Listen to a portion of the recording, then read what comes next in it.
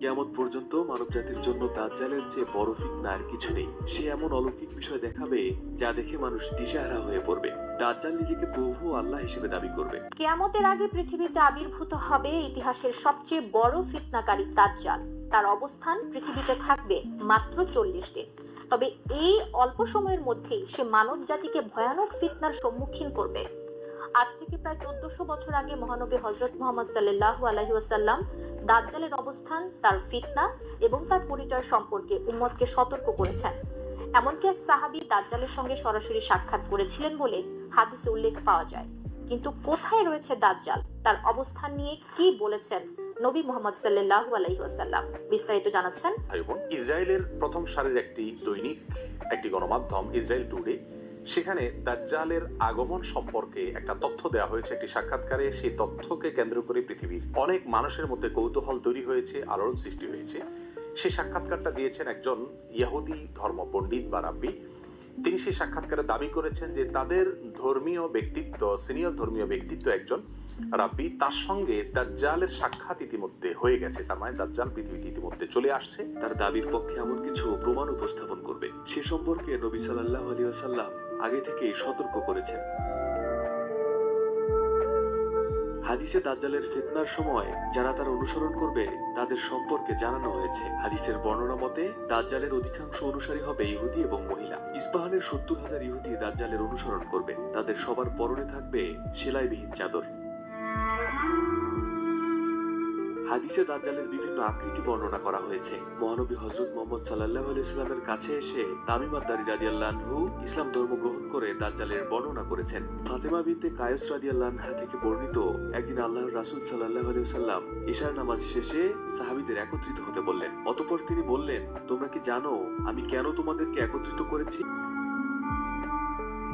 তারা বললেন, আল্লাহ এবং তার রাসূলই ভালো জানেন।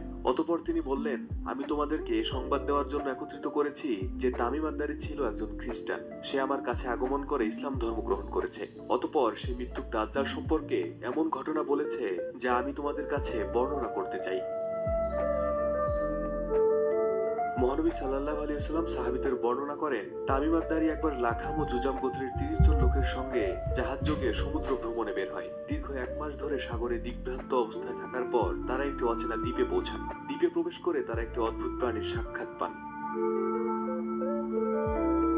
প্রাণীটি ছিল মোটা পশমে ঢাকা, এমনকি তার শরীরের সামনের এবং পেছনের দিক চেনা যাচ্ছিল না। প্রাণীটি তখন নিজেদের পরিচয় দেয় জাসসাস বা সংবাদ সংগ্রহকারী হিসেবে এবং তাদেরকে দ্বীপের গভীরে এক রহস্যময় গুহার দিকে নির্দেশ করে। তামিম আদ-দারি রাদিয়াল্লাহু আনহু ও তার সঙ্গীরা সাহস করে সেই গুহায় প্রবেশ করেন। সেখানে তারা দেখতে পান এক বিশাল আকৃতির মানুষ, যার হাত পা লোহার শিকলে বাঁধা। লোকটি তাদের বিভিন্ন বিষয়ে প্রশ্ন করলো। প্রথমে তাদের পরিচয় জানতে চাইলো। তারা নিজেদের পরিচয় ও সফরের অবস্থা খুলে বলল। অতঃপর দাজ্জাল বলল, তোমরা আমাকে বাইসানের খেজুর বাগানের কথা বলো, তাতে কি এখনো খেজুর ফলে? তারা বলল, হ্যাঁ ফলে। তখন সে বলল, সেদিন বেশি দূরে নয় যেদিন এগুলোতে আর ফল ধরবে না। তারপর সে বলল, তোমরা আমাকে তাবারিয়া সাগরের ব্যাপারে অবগত করো, তাতে কি এখনো পানি আছে? তারা বলল, হ্যাঁ সেখানে প্রচুর পানি আছে। অতঃপর সে বলল, সেদিন বেশি দূরে নয় যখন ওই সাগরে পানি থাকবে না। সে আবার বলল, তোমরা আমাকে জুগারের ঝর্ণার ব্যাপারে অবহিত করো, তাতে পানি আছে কিনা এবং সে এলাকার মানুষ তার পানি দ্বারা চাষাবাদ করে কিনা। তারা বলল, এতে যথেষ্ট পানি আছে এবং সে এলাকার মানুষ এই পানি দিয়ে চাষাবাদও করে। সে আবার বলল, তোমরা আমাকে উম্মতের নবীর ব্যাপারে বলো, তিনি এখন কি করছেন? তারা বলল, তিনি হিজরত করে মক্কা থেকে মদিনায় চলে এসেছেন। সে জিজ্ঞেস করলো, আরবের মানুষ তার সঙ্গে যুদ্ধ করেছে কি? তারা বলল, হ্যাঁ করেছে। সে বলল, তিনি তাদের সঙ্গে কি আচরণ করেছেন? তারা বলল, তিনি আরবের পার্শ্ববর্তী এলাকায় জয়ী হয়েছেন এবং তারা আনুগত্য স্বীকার করে নিয়েছেন। এই কথা শুনে দাজ্জাল বলে, তারা আনুগত্য করাই তাদের জন্য মঙ্গলজনক। তখন অদ্ভুত সেই লোকটি নিজের ব্যাপারে বলতে শুরু করলো। সে বলল, আমি মাসিহ দাজ্জাল, শিগগিরই এখান থেকে বেরিয়ে যাওয়ার অনুমতি পেয়ে যাব এবং 40 দিনে পুরো পৃথিবী ভ্রমণ করব। এমন কোনো জনপদ থাকবে না যেখানে আমি প্রবেশ না করব। তবে মক্কা ও তাইবা এই দুটি স্থানে আমার প্রবেশ নিষিদ্ধ থাকবে। দাজ্জালের বর্ণনা দেওয়ার পর রাসূল সাল্লাল্লাহু আলাইহি সাল্লাম তার লাঠি দ্বারা মিম্বরে আঘাত করে একে একে 3 বার বলেন, এই হচ্ছে তাইবা, অর্থাৎ এই তাইবা অর্থ মদিনা। রাসূল সাল্লাল্লাহু আলাইহি ওয়াসাল্লাম ইরশাদ করলেন, তামিম আদ-দারির কথাগুলো আমার বর্ণনার সঙ্গে সামঞ্জস্যপূর্ণ, যা আমি তোমাদের দাজ্জাল, মদিনা ও মক্কা সম্পর্কে এর আগে বলেছি।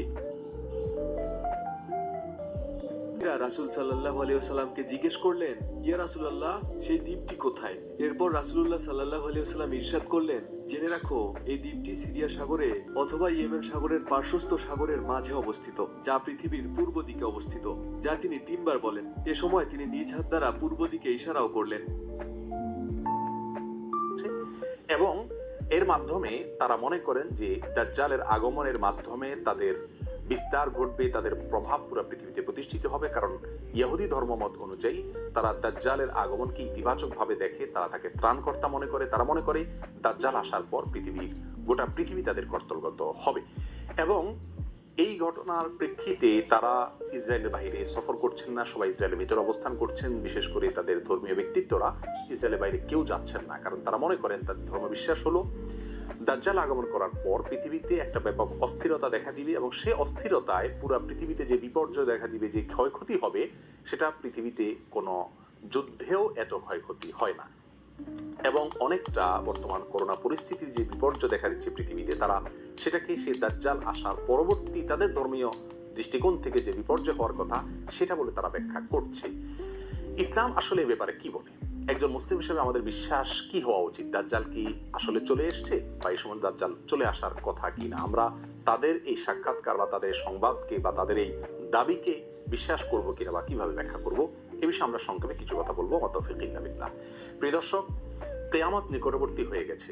এই বিষয়ে রাসূল আকরাম সাল্লাল্লাহু আলাইহি ওয়াসাল্লাম অনেক আগে আমাদেরকে জানিয়েছেন। তিনি বলেছেন, বুইসতু আনা ওয়াস সাআতু কাহাতাইন, আমার এবং কিয়ামতের অবস্থান হলো দুই আঙ্গুলের মতো। অর্থাৎ আমার পরে পৃথিবীর সবচেয়ে বড় ঘটনা হলো কিয়ামত, তথা পৃথিবীর বা মহাবিশ্বের ধ্বংস বা মহাপ্রলয়, যার পরে কিয়ামতের অনুষ্ঠান ঘটবে।